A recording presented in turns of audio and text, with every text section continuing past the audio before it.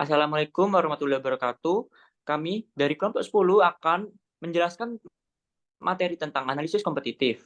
Pertama-tama, perkenalkan, saya Ramadhanu Puanggasa dengan NIM akhir 1233. Perkenalkan, nama saya Muhammad Rifka Bismaulana dengan NIM akhir 1204. Di sini kami akan menjelaskan yang pertama itu bentuk-bentuk persaingan, yang kedua teknik analisis pesaing, yang ketiga Porter Five Force, yang keempat strategi bersaing, dan yang terakhir membangun keunggulan bersaing. Nah, yang pertama ini bentuk-bentuk persaingan. Bentuk-bentuk persaingan itu terbagi menjadi 4 tingkatan. Yang pertama itu persaingan merek. Persaingan merek ini adalah produk-produk atau jasa yang bersaing secara langsung menawarkan hal yang sama, seperti teh botol, sosro, dan Fresti. Nah, yang kedua ini persaingan industri. Persaingan industri itu persaingan yang dalam suatu industri tidak hanya satu produk saja. Misalnya teh botol sosro, industrinya tidak hanya industri teh dalam botol, namun tetapi semua industri minuman. Karena itu pesaingnya eh, yakni Coca-Cola, Ades, dan lain-lain. Nah, yang ketiga itu persaingan bentuk. Persaingan bentuk ini adalah persaingan dalam bentuk produk yang sama. Misalnya persaingan dengan teh botol, sosro dengan susu ultra, yogurt, dan lain-lain. Nah, yang keempat, persaingan generik. Persaingan generik adalah persaingan umum pada semua industri, misalnya antara teh botol sosro dengan sari roti, dan lain-lain. Nah, yang kedua, teknik analisis pesaing. Yang pertama, definisi pasar sasaran atau target market. Mendefinisikan pasar sasaran akan memudahkan perusahaan untuk mengetahui produk atau jasa yang mana saja yang membidik sasaran yang sama. Yang kedua, identifikasi pesaing langsung. Pesaing langsung adalah perusahaan yang memberikan produk ataupun jasa yang relatif serupa dengan target market yang kurang lebih sama. Yang ketiga, ketahuilah kondisi persaingan. Peta persaingan bisa dilihat dengan menggunakan framework Porter Five Force. Dari situ bisa dilihat daya tarik persaingannya, apakah sudah ketat ataupun belum. Nah, yang keempat, penilaian keunggulan kompetitif. Keunggulan kompetitif ini adalah kemampuan utama yang dimiliki oleh perusahaan yang diyakini sebagai modal untuk memenangkan persaingan. Nah, tadi kan disebutkan Porter Five Force. Five Force. Porter Five Force ini adalah alat ukur yang dikenalkan oleh Michael Porter untuk melihat daya tarik persaingan dalam suatu industri. Ada 5 hal yang harus dianalisa untuk melihat daya tarik persaingan. Yang pertama, persaingan dalam industri.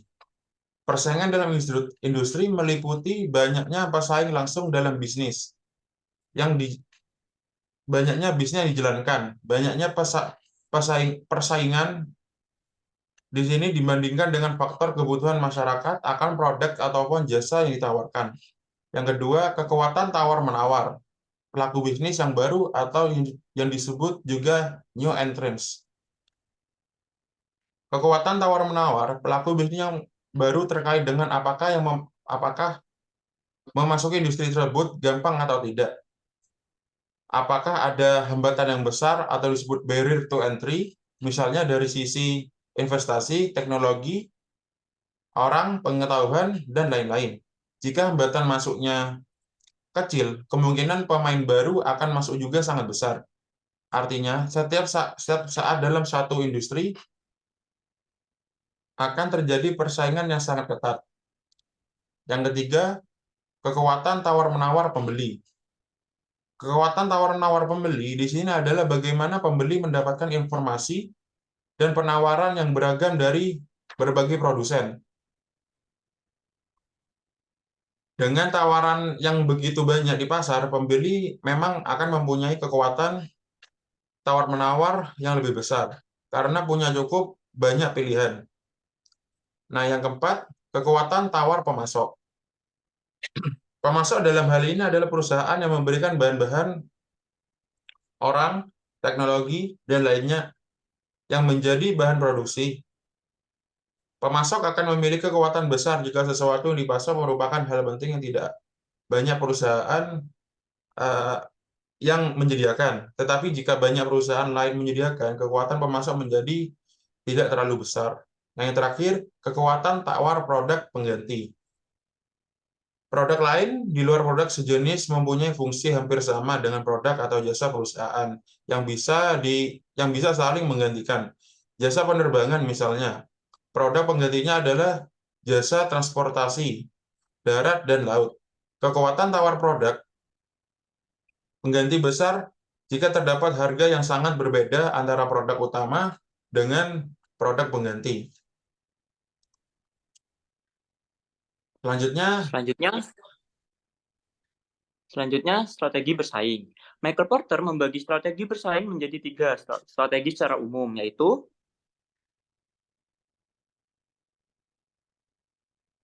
yang pertama ada diferensiasi. Diferensiasi adalah suatu strategi memberikan penawaran yang berbeda dibandingkan penawaran yang diberikan oleh kompetitor. Jadi, contohnya saat kita memproduksi sepatu. Nah, sepatu yang kita produksi itu menggunakan teknologi yang berbeda, sehingga sepatu yang kita gunakan itu lebih nyaman dan lebih awet. Lalu ada keunggulan biaya atau low cost, yaitu strategi dengan mengefisiensikan seluruh biaya produksi, sehingga menghasilkan produk atau jasa yang bisa dijual lebih murah dibandingkan para pesaing. Contohnya, jika kalian tahu rumah makan Pak Edi di Jalan Semeru itu, meskipun tempatnya kotor, tidak nyaman, bau, tapi tetap laku tuh karena untuk porsi segitu dapat 5.000. Banyak anak-anak dari kuliah yang ingin mencari makan di Pak Edi. Lalu ada fokus, yaitu ada strategi menggarap satu target market khusus, yaitu jika kita ingin memproduksi barang yang menargetkan kaum muslim, jadi produk atau jasa yang kita hasilkan itu harus memiliki manfaat atau benefit untuk kaum muslim, sepertinya memiliki logo halal, terus tidak riba dan lain-lain. Selanjutnya, membangun keunggulan bersaing. Untuk bisa bertahan dalam persaingan, perusahaan harus mempunyai keunggulan bersaing atau competitive advantage dibanding dengan kompetitornya. Keunggulan bersaing akan menjadi senjata untuk menaklukkan pasar dan kompetisi. Untuk membangun keunggulan bersaing, perusahaan bisa melakukan beberapa langkah. Yang pertama, dengan mencari sumber keunggulan. Misalnya keterampilan yang prima, sumber daya yang berkualitas, dan lain-lain. Yang kedua, ada mencari keunggulan posisi dibanding pesaing. Dengan mengefisiensikan biaya produksi dan memberikan nilai tambah kepada konsumen. Lalu yang ketiga, dan menghasilkan performa yang prima. Dengan melihat kepuasan dan loyalitas pelanggan, pangsa pasar, dan juga kemampuan atau profitability dari produk ataupun jasa yang dihasilkan. Keberhasilan bisnis salah satunya ditentukan oleh kemampuan memahami pesaing. Output dari kemampuan tersebut menopang manajemen dalam memutuskan di mana akan bersaing dan bagaimana posisi di antara pesaing. Demikian karena analisis dilakukan dengan cara identifikasi industri dan karakteristiknya. Identifikasi bisnis di dalam industri, kemudian masing-masing bisnis pun dievaluasi. Prediksi aktivitas pesaing termasuk identifikasi pesaing baru yang mungkin menerobos pasar maupun segmen pasar. Persaingan dalam keberadaannya berlangsung pada berbagai jenis, yaitu ada persaingan antar merek, persaingan antar jenis produk, persaingan antar kebutuhan generik yang tercipta karena kelangkaan sumber daya, di mana variasi geografis pun terjadi. Pemahaman terhadap jenis-jenis persaingan tersebut merupakan suatu kemampuan.